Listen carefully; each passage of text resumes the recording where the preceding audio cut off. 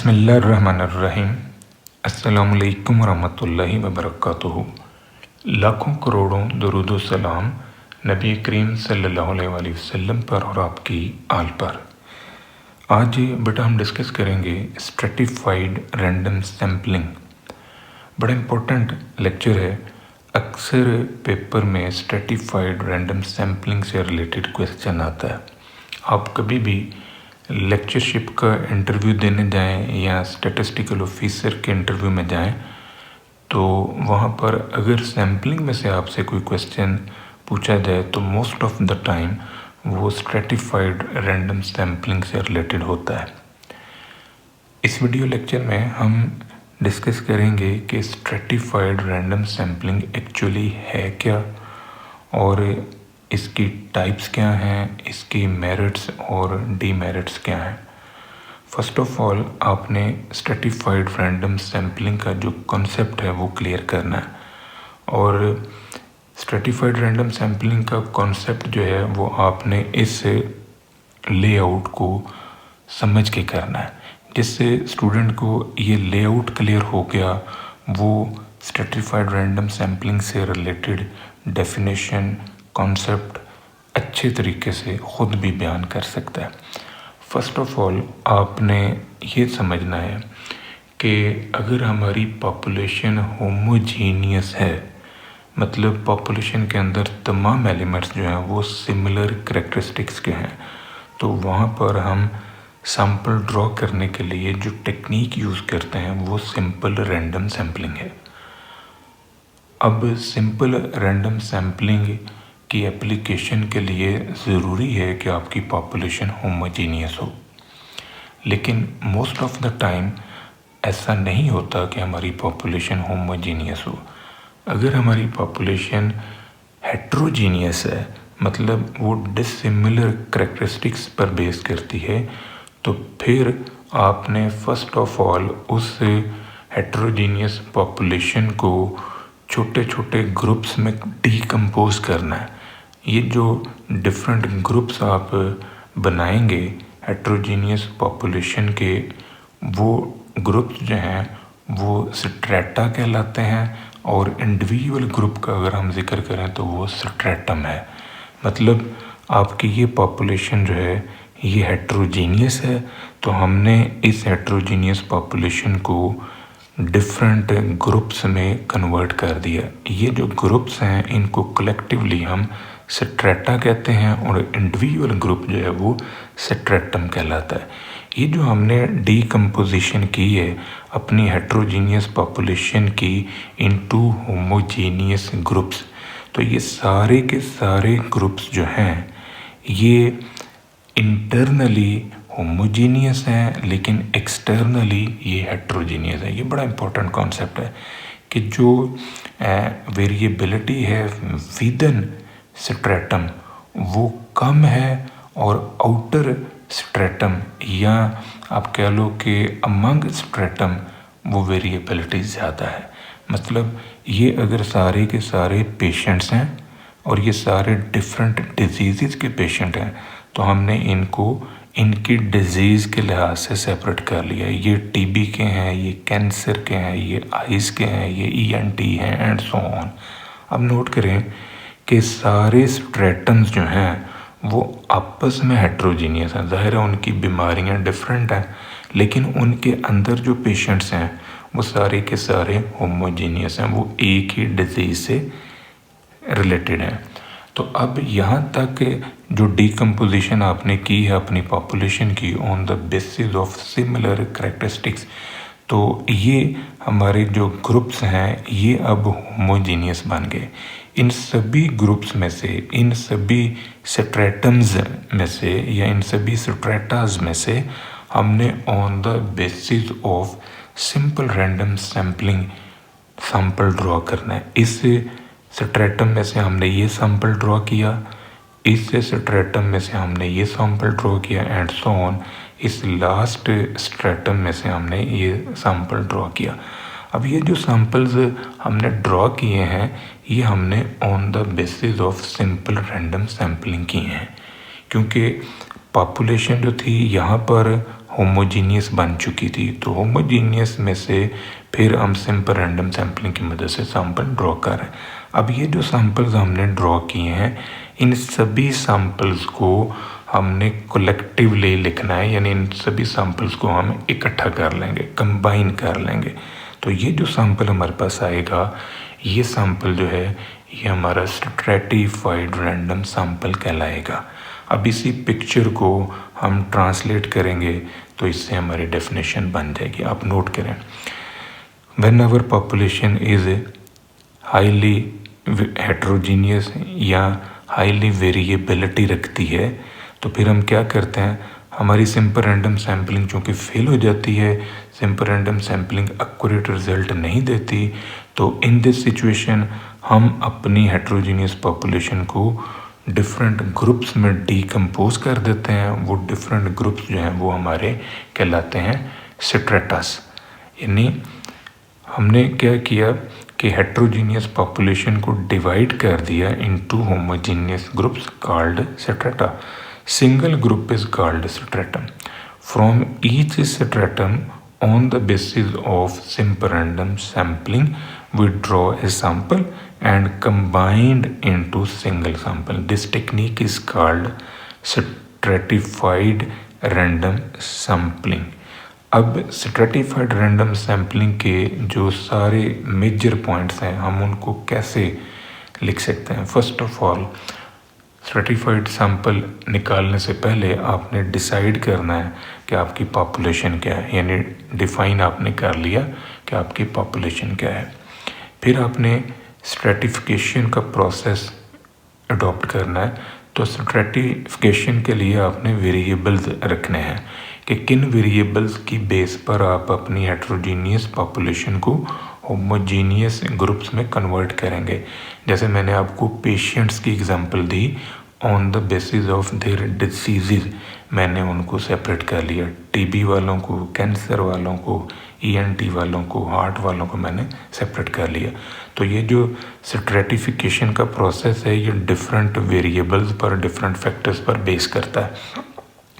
अब आपने जो ग्रुप्स बना लिए तो उन ग्रुप्स को आपने स्ट्रेटम बोलना है, यानी कलेक्टिवली उनको स्ट्रेटा कहते हैं और इंडिविजुअली उनको स्ट्रेटम कहते हैं। अब ये जो आपने स्ट्रेटास बनाए हैं, हर स्ट्रेटम में से आपने एक सैंपल जो है ना वो ड्रॉ करना है, यानी determine the sample size from each NI, capital NI mean her group में से, हर स्ट्रेटम में से।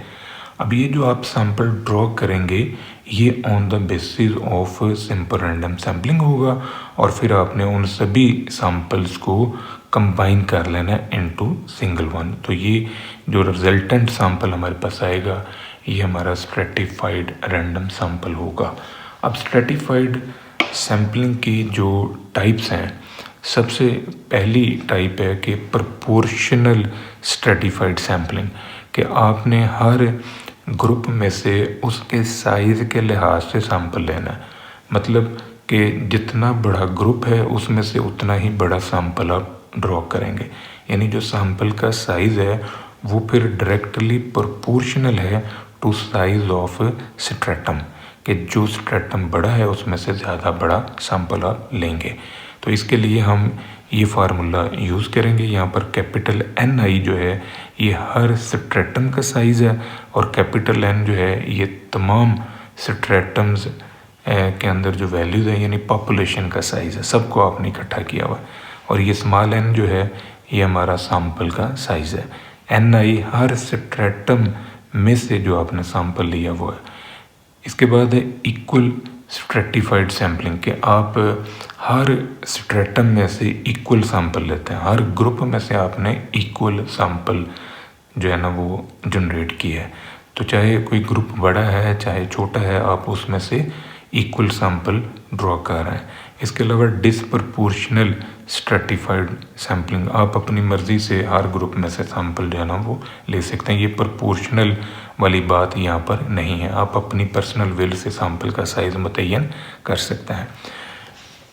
अब हम बात करते हैं स्ट्रेटिफाइड रैंडम सैम्पलिंग की एडवांटेजेस पे। तो स्ट्रेटिफाइड रैंडम सैम्पलिंग जो है ना एरर को यानी सैम्पलिंग एरर को मिनिमाइज़ करता है। इससे जो रिज़ल्ट्स हमें मिलते हैं वो ज़्यादा रिलायबल और प्रिसाइज होते हैं। और stratified random sample best representative होता है पॉपुलेशन का, क्योंकि हर पॉपुलेशन के हिस्से में से आप सैंपल ले रहे होते हो, हर ग्रुप में से आपने सैंपल ड्रॉ किया हुआ होता है, तो वो बेस्ट रिप्रेजेंटेटिव होता है। स्ट्रेटिफाइड रैंडम सैम्पलिंग जो है ना analysing trends, differences and pattern with in stratum, यानी स्ट्रेटम के अंदर जो ट्रेंड है, जो डिफरेंसेस हैं, जो पैटर्न्स हैं, उनको एनालिसिस करने में हेल्पफुल है। स्ट्रेटिफाइड रैंडम सैम्पलिंग से जो रिजल्ट्स हमें मिलते हैं वो सिंपल रैंडम सैम्पलिंग की निस्बत ज़्यादा एफिशिएंट होते हैं, ज़्यादा वैलिड होते हैं। और stratified random sampling most powerful for heterogeneous population, यानी ये सबसे ज़्यादा इफ़ेक्टिव और सबसे ज़्यादा सूटेबल सैम्पलिंग टेक्निक है अगर हमारी पॉपुलेशन जो है वो हेट्रोजीनियस हो। स्ट्रेटिफाइड रैंडम सैम्पल जो है हमारे स्टैटिस्टिकल प्रोसेस को ज़्यादा मैच्योर बनाता है और इससे हमारे स्टैटिस्टिकल प्रोसेस या एनालिसिस की पावर जो है ना वो एक्सीड कर जाती है। स्ट्रेटिफाइड रैंडम सैम्पलिंग से जो बायसेस हैं वो रिमूव होते हैं, उनको हम रिड्यूस कर सकते हैं।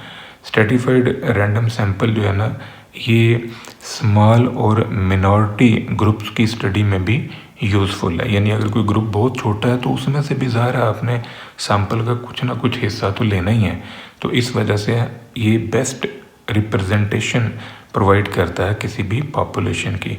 स्ट्रेटिफाइड रैंडम सैम्पल जो है ना ये बेसिस प्रोवाइड करता है for weighted analysis. Weighted analysis mean के हर ग्रुप को उसकी अहमियत के लिहाज से या उसके साइज़ के लिहाज से उसमें से सैम्पल आप रिप्रेजेंट कर रहे हो, तो वो वेटेड एनालिसिस का कॉन्सेप्ट यहाँ पर बिल्डअप हो रहा है। स्ट्रेटिफाइड रैंडम सैम्पलिंग जो है ना मल्टी स्टेज सैम्पलिंग को भी फैसिलिटेट करता है, यानी स्ट्रेटिफाइड में क्या है कि आपने स्टेजेस में सैम्पल ड्रॉ किया, तो जहाँ पर स्टेजेस आपकी बहुत ज़्यादा हो जाएंगी, मल्टीपल फॉर्म में आप सैम्पलिंग करोगे, तो वो भी स्ट्रेटिफाइड रैंडम सैम्पलिंग की ही एक सूटेबल शेप है। Stratified reduce the research cost, जो कॉस्ट है रिसर्च की वो काफ़ी हद तक मिनिमाइज हो जाती है। अब इसकी कुछ डिसएडवांटेजेस हैं, उनको डिस्कस करते हैं कि जो स्ट्रेटिफाइड रैंडम सैम्पलिंग है इसके लिए पॉपुलेशन से मुतालिक बहुत डिटेल्ड इन्फॉर्मेशन की ज़रूरत होती है, यानी आपका जो सैम्पलिंग फ्रेम है वो हर लिहाज से मुकम्मल होना चाहिए, उसमें किसी किस्म की ओवरलैपिंग, डुप्लीकेशन, शॉर्टेज नहीं होनी चाहिए। जो स्ट्रेटिफाइड रैंडम सैम्पलिंग है ये टाइम कंज्यूमिंग है और ये कॉम्प्लेक्स नेचर की है। उसकी वजह ये कि आप पहले हेट्रोजीनियस पॉपुलेशन को होमोजीनियस में कन्वर्ट करते हो, फिर आप सिंपल रैंडम सैम्पलिंग की मदद से सैम्पल ड्रॉ करते हो। तो यहाँ पर 2-3 स्टेजेस जो है ना वो हमें अडॉप्ट करनी पड़ती हैं फाइनल सैम्पल तक जाने के लिए। स्ट्रेटिफाइड रैंडम सैम्पलिंग जो है ना ये डिफ़िकल्ट है इन डिज़ाइनिंग स्ट्रेटा। ज़ाहिर है किसी भी ग्रुप को डिज़ाइन करने के लिए आपको वेरिएबल दरकार है, मतलब स्ट्रेटिफिकेशन की एप्लीकेशन के लिए आपको वेरिएबल्स चाहिए, किन किन ग्रुप्स की बुनियाद पर, किन किन फैक्टर्स वेरिएबल्स की बुनियाद पर आपने हेट्रोजेनिटी को डीकम्पोज करना है। तो ओवर स्ट्रेटिफिकेशन अगर आप कर लेते हैं तो ये एफिशिएंसी को रिड्यूस कर देती है, यानी अगर आपने स्ट्रेटिफिकेशन बार बार मतलब एक स्टेज तक तो समझ में आता है, अगर आप 2-3 स्टेजेस तक स्ट्रेटिफिकेशन कर लें और फिर आप सैम्पल ड्रॉ करें तो ये जो एफिशिएंसी है सैम्पलिंग टेक्निक की वो मिनिमाइज़ कर देगी। Sampling with in each stratum can be challenge, यानी विद इन सैम्पल जो है सैम्पलिंग परफॉर्म करना ये काफ़ी चैलेंजिंग होता है। रिक्वायर्ड स्किल्ड पर्सन, अब स्ट्रेटिफाइड रैंडम सैम्पलिंग की एप्लीकेशन के लिए ज़ाहिर है ट्रेंड आपको वर्कर्स की ज़रूरत है। ये नहीं है कि आप इनएफिशिएंट या अनस्किल्ड लोगों को आप अप्लाई करवा दें स्ट्रेटिफाइड रैंडम सैम्पलिंग। कॉस्टली है फॉर लार्ज पॉपुलेशन, अगर पॉपुलेशन बहुत बड़ी है तो डेफिनेटली उस पर फिर आपको लेबर जो है ना वो ज़्यादा देनी पड़ेगी, मैन पावर ज़्यादा होगी, टाइम आपका ज़्यादा लगेगा, रिज़ल्ट्स आपके देर से मिलेंगे, तो ये कॉस्टली होगी। ये वहाँ पर अप्लाई होती है जहाँ पर वेरिएशन जो है वो विदिन जो स्ट्रेटा है वो कम से कम हो, यानी only applicable if variation among strata is more than within strata, यानी वेरिएशन अगर अमंग स्ट्रेटा ज़्यादा है विदिन स्ट्रेटा की निस्बत तो फिर ये सूटेबल है। रिस्क ऑफ मिसकैलकुलेशन इंक्रीज, ज़ाहिर है यहाँ पर ग्रुपिंग करनी पड़ती है, स्ट्रेटम्स बनाने पड़ते हैं, तो इस वजह से जो मिसकैलकुलेशन का रिस्क है वो भी काफ़ी हाई हो जाता है।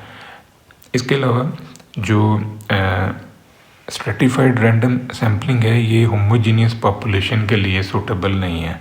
अगर पॉपुलेशन आपकी होमोजीनियस है तो वहाँ पर आप ये टेक्निक अप्लाई नहीं कर सकते।